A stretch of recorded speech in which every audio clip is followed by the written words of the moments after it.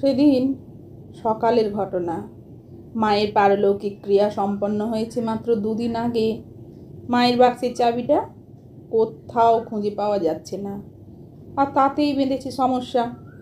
অলোকেশ বাবুর 2 ছেলের মধ্যে প্রচণ্ড বাগবিতণ্ডা চলছে। 2 ভাই একে অপরকে দোষারোপ করে চলেছে। তন্ন তন্ন করে সারা বাড়ি খুঁজেও চাবিটা কোথাও পাওয়া যাচ্ছে না।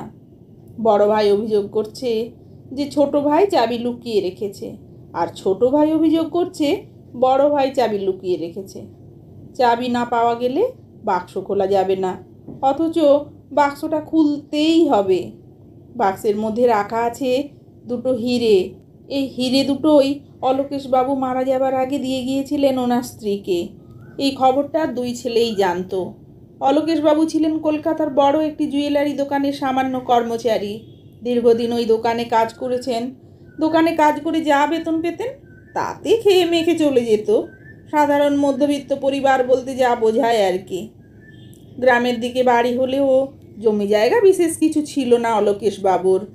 ওই 10 কাঠা মতো ধান জমি সম্বল। অলোকেশবাবুর 2 ছেলে ও আর এক মেয়ে। মেয়ে বড়, মেয়ের পরে 2 ছেলে। সামান্য বেতনের মধ্যে এই 2 ছেলে ও মেয়েকে মানুষ করেছেন, বাড়িও করেছেন।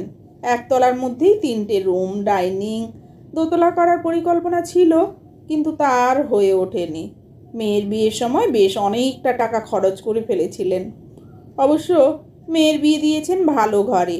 জামাই কেন্দ্রীয় সরকারি চাকুরে, আর 2 ছেলেও এখন প্রতিষ্ঠিত, দুজনেই ভালো চাকরি করে। অলোকেশবাবু যখন মারা গেলেন তখন 2 ছেলেই বিবাহিত। ছেলে বৌমাদের নিয়ে বেশ আনন্দ করেই একসঙ্গে থাকতেন। অলোকেশবাবু লক্ষ্য করতেন ছেলেদের বিয়ের পর থেকে 2 ছেলের মধ্যে সেই সদ্ভাবটা কোথায় যেন হারিয়ে যাচ্ছে। মাঝে মধ্যে টুকটাক ঝামেলা লেগে থাকতো। ছেলেদের মধ্যে এইরকম ঝামেলা অশান্তি দেখে অলোকেশবাবুর স্ত্রী সুনন্দা দেবী ভয় পেয়ে বলতেন, ছেলেদের মতিগতি ভালো দেখছি না গো। 2 ছেলেই বলে একসঙ্গে আর থাকা যাবে না, অশান্তির থেকে শান্তিই ভালো। তাই বলছে আলাদা থাকবে। তুমি চিন্তা করো না, আমি বেঁচে থাকতে কেউ আলাদা হবে না, আর আমি সেটা হতেও দেব না। 2 ছেলের মধ্যে কতবার ঝামেলা হয়েছে।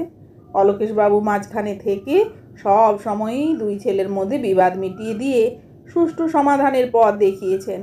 কিন্তু সুনন্দা দেবীর মনে একটা ভয় সব সময়ই কাজ করত। ভবিষ্যতে যখন অলোকেশবাবু থাকবেন না তখন কি হবে? সুনন্দা দেবী এমনিতেই শান্তিপ্রিয়, কম কথা বলা, শান্ত স্বভাবের মানুষ। সুনন্দা দেবী ভবিষ্যতের কথা ভেবে অস্থির হয়ে উঠতেন। নিজের আশঙ্কার কথা প্রকাশ করতে গিয়ে বলতেন, ছেলেরা যদি আলাদা হয়ে যায় তাহলে আমাদের কি হবে? আমাদের তো বয়স হচ্ছে, বাবা মাকেও ওরা ভাগ করবে ঠিক, আমাদের এই ভাগের বাবা মা হয়ে থাকতে হবে। আর যদি দুজনেই বলে বাবা মাকে দেখতে পারবো না, তাহলে আমাদের অবস্থাটা কি হবে ভেবে দেখো। তুমি তো আর চাকরি করতে না যে পেনশনের টাকায় আমাদের চলবে। কথাটা শুনে অলোকেশবাবু বলেছিলেন, কথাটা মন্দ বলনি, তবে আমরা যতদিন জীবিত থাকবো ততদিন আলাদা হবার কথা ভাবতেই দেব না ওদের। তুমি কি ভাবছো আমাদের কিচ্ছু নেই? আমাদের যা আছে অনেক আছে। কি আছে আমাদের? তোমার তো নিজের বলে কিচ্ছু নেই। 10 কাঠা জমি যেটা ছিল সেটা আবার মেয়ের বিয়ের সময় বিক্রি করতে হলো। আর ছেলেরা ভালো চাকরি করছে ঠিকই, সেটা তো ছেলেদেরই। সুনন্দা, তুমি চিন্তা করো না, ঈশ্বরের ওপর ভরসা রাখো, উনি খারাপ কিছু করবেন না। জীবনের এতগুলো দিন তো পেরিয়ে এলাম, দেখতে দেখতে 70 বছর বয়স হয়ে গেল। আমার সঙ্গে ঘর বেঁধে তোমার কি কখনো মনে হয়েছে যে অনেক কিছু আক্ষেপ থেকে গেল বা পাওয়া হলো না? তোমার মতো মানুষের সাথে আছি বলেই এতগুলো বছর নির্ভাবনায় কাটিয়ে দিতে পেরেছি। তোমার সাথে এভাবেই বাকি জীবনটা থাকতে চাই। সেই বিশ্বাসটাই রেখে চলো, দেখবে এভাবেই আমরা জীবন বৈতরণী পার করে ফেলেছি।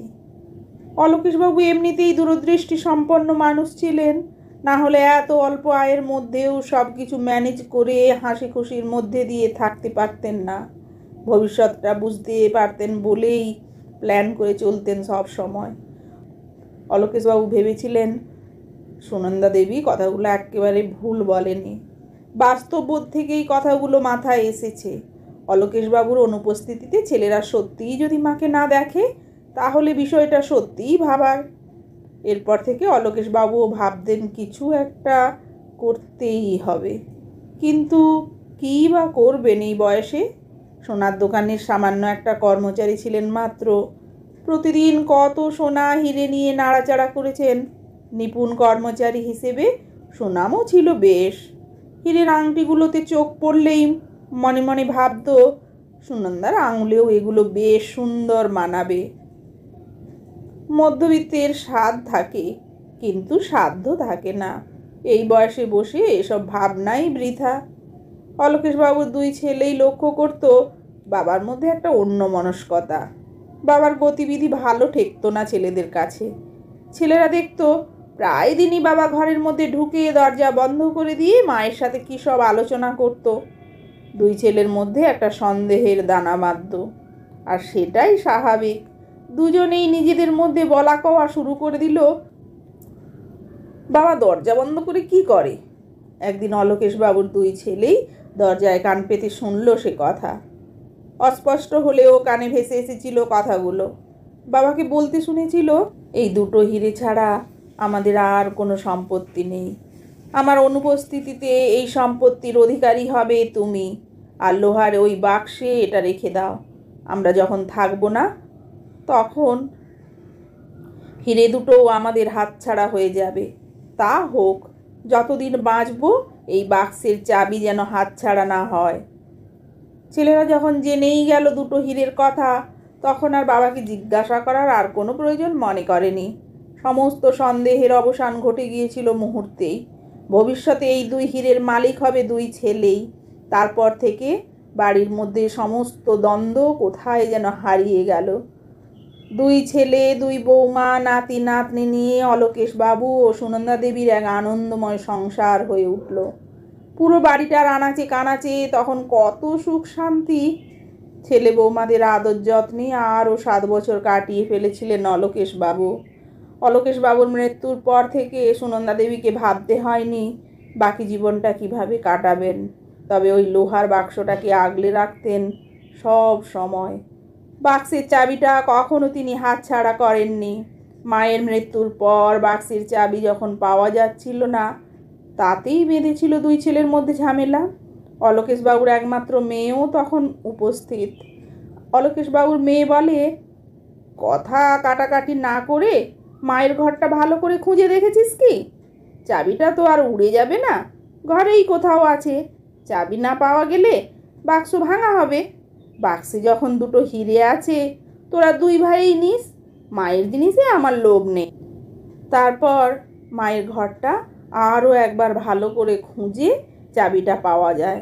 অবশেষে বাক্সটা খোলা হয়। বাক্স খুলতেই বেরিয়ে আসে একটা গাছ কৌটো, বিয়ের জোড় আর একটা তসরের পাঞ্জাবি। বাক্সের মধ্যে কোথাও হিরে নেই। অলোকেশবাবুর দুই ছেলেই দুজন দুজনের মুখের দিকে তাকিয়ে তখন তসরের পাঞ্জাবিটা তুলতেই একটা 4 ভাঁজ করা একটা সাদা কাগজ।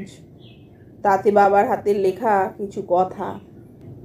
আমাদের জীবনের দুই সম্পদ হলো আমার দুই ছেলে। হিরে যেমন মূল্যবান, সন্তানও তেমনি। যতদিন বেঁচে থাকবো ততদিন এই মূল্যবান সম্পদ নিয়ে বেঁচে থাকবো। টাকা পয়সা জমিয়ে রাখলে হয়তো কয়েক লক্ষ টাকা জমাতে পারতাম। আমি সেটা চাইনি। ছেলেদের মানুষের মতো মানুষ করতে চেয়েছি। তাই তো আমার দুই ছেলেই হয়ে উঠেছে হীরের টুকরো, যা জাগতিক সমস্ত সম্পত্তির থেকেও দামি।